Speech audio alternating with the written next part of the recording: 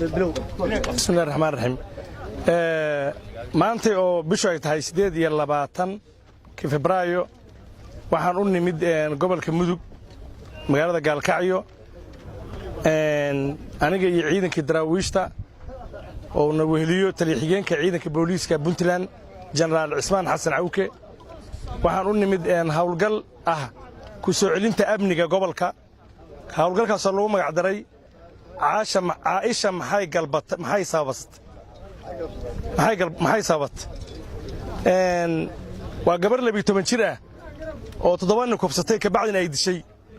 wax gobolka Soomaaliya maahan arintaas waxa ka dambeeya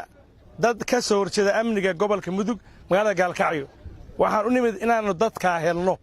oo qabanno oo gacan ku soo dhigno magaaladan amnigeeda ku soo celinna annagoo kaashanayna ciidamadii naga soo horeeyay gudoomiyaha gobolka iyo maayarka magaalada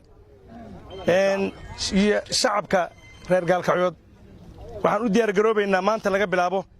inaanu sameeyno hawlgal waxaan la socodsiinayaa ciyaalka la qaban doono ama dadka dhib geysto oo la qaban doono waalidka daba socda inay ka haraan taliye-xigeenka ciidanka booliiska maayarka ciidanka wax amran yihiin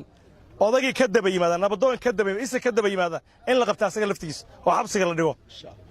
arinta aad loogu diyaar garoobo ha laga digtoonaado waalidiinta waxaan leenahay carruurtiina marka hore cishada masaajid buu ku jiray xaafid quraan buu ahaa guriga kama bixi jirin yeeli mayno liis baan wadnaa